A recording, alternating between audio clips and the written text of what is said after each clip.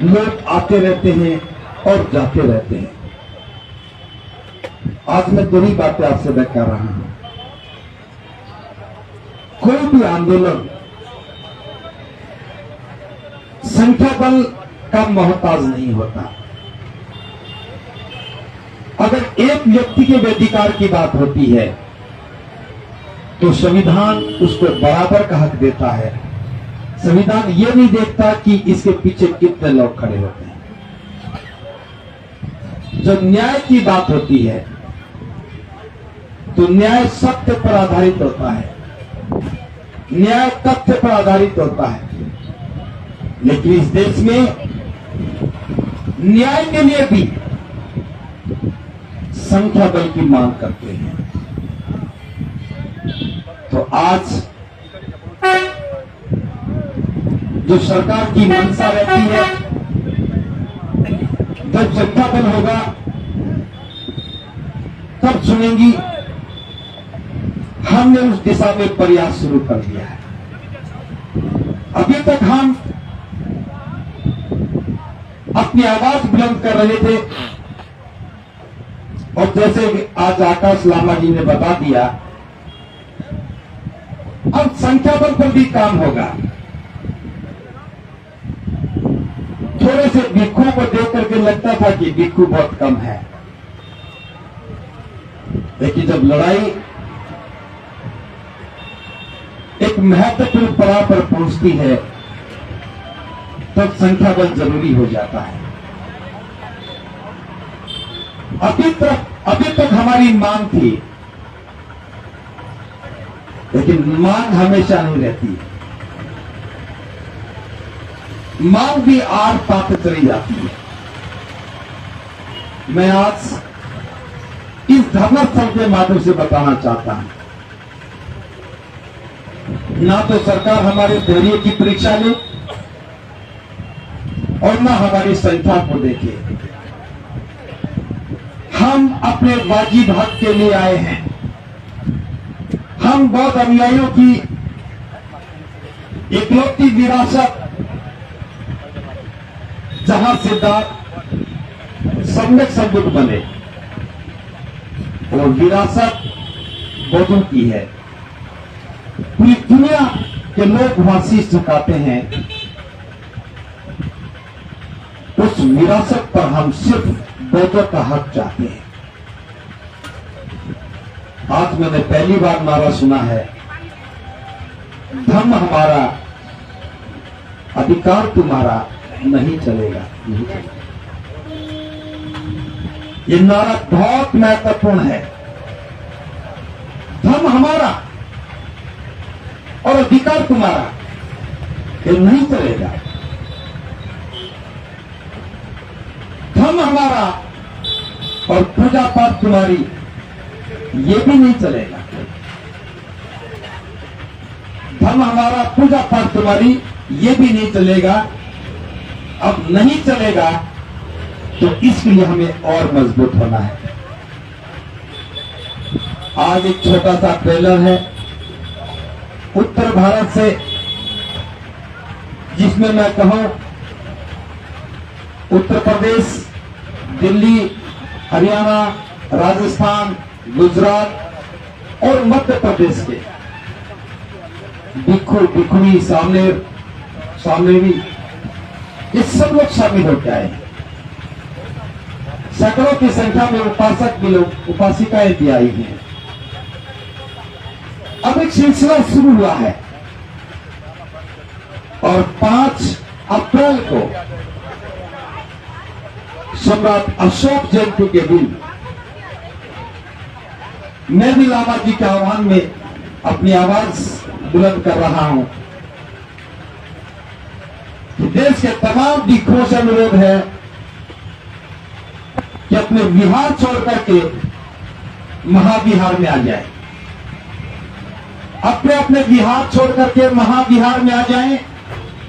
ये महाबोधि महाविहार हमें आवाज दे रहा है, अपने वारिस की इंतजार कर रहा है। जब तक आप ये नहीं कहेंगे कि ये विरासत हमारी है और हम इसके सही और सच्चे वारिस हैं, तब तक ये खाली नहीं होगा।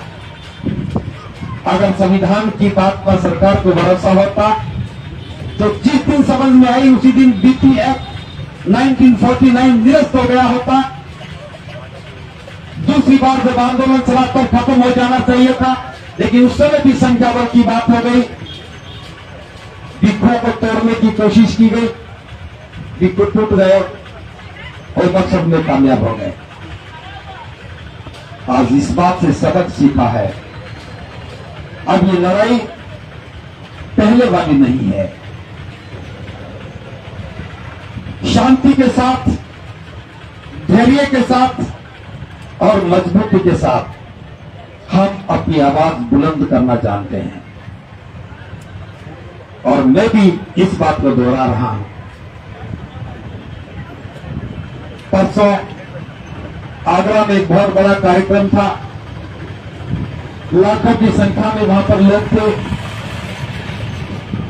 इस बार वो कारवां महाबोधि महाविहार की मूर्ति को समर्पित था। इसलिए कुछ दिन के लिए मुझे यहां जाना पड़ा और मैं देख रहा था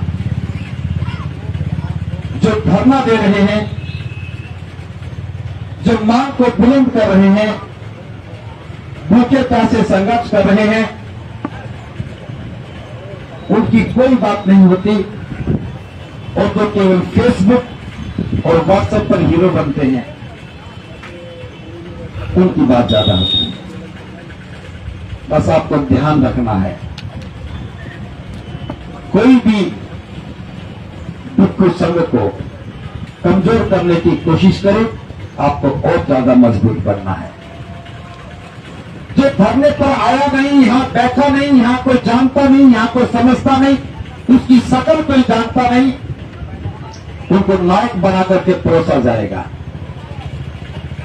बस ध्यान रखना है, वो हमारे नायक नहीं है। कोई भिक्खु हो सकता है, हम ये नहीं कहते भिक्खु नहीं है, लेकिन वो इसका वारिस नहीं हो सकता।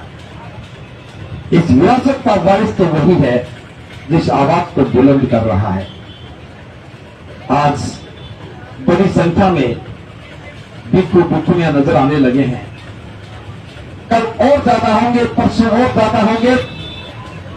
मैं फिर आपको ये बात दोहरा रहा हूं, आप सभी अपने अपने क्षेत्र के भिक्खुओं को कहिए कि अपने बिहार खाली करके सिर्फ बोध गया की टिकट कटवाएं और बोध गया पहुंच जाए। और जब तक बोध गया मुक्त नहीं हो जाता, बीपी एक्ट निरस्त नहीं हो जाता, हम लौट करके नहीं जाएंगे। इस बार समावेशों की जयंती आ रही है, और संघर्ष का एक मजबूत पड़ाव होगा। जब बात नहीं बनेगी तो 14 अप्रैल आने वाली है, उस दिन फिर एक बहुत बड़ा आंदोलन होगा। फिर बात नहीं बनेगी तो बुद्ध पूर्णिमा आएगी, वक्त बीत जाएगा, अवसर आते रहेंगे, आवाज और ज्यादा बुलंद होती चली जाएगी। लेकिन ये बता रहा हूं, अगर और ज्यादा देर की, इस एक्ट को निरस्त करने में और ज्यादा देर की, तो हिसाब लगा लेना। आज कितने बौद्ध हैं भारत में मुझे नहीं मालूम, क्योंकि सरकार जनसंख्या की गणना नहीं करवा रही है। लेकिन अगर और विरोध हो गया तो आज जितने बौद्ध दिखते हैं उससे कम 50 गुना ज्यादा बौद्ध नजर आएंगे।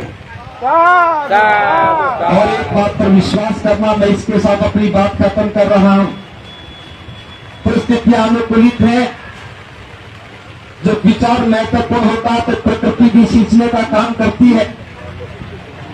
आज हमारा विचार अंकुरित होकर के बाहर निकला है। बाबा साहब ने ठीक ही सोच करके कहा था, 21वीं सदी हमारी होगी, बौद्धों की होगी, और ये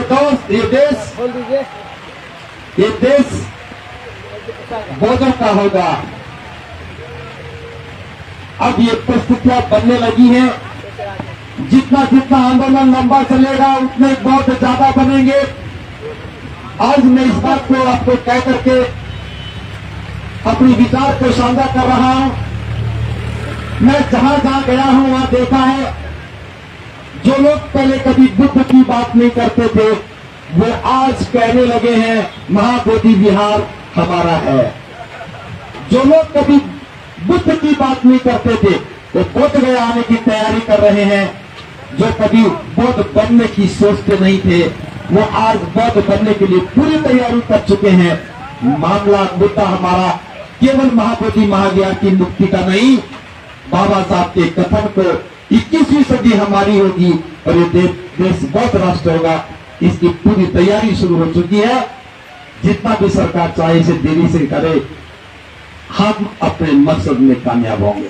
बस इसी से कहते साहब मैं बहुत बहुत साधुवाद देता हूं जो लगातार धरने पर बैठे हैं, मजबूती से बैठे हैं और अपनी आवाज को कमजोर नहीं होने दे रहे हैं। देश देख रहा है, आपके साथ खड़ा है और हम उसी आंदोलन के सहयोगी बनकर के साथ खड़े होकर के इस युद्ध को जीतने का काम करेंगे। धन्यवाद।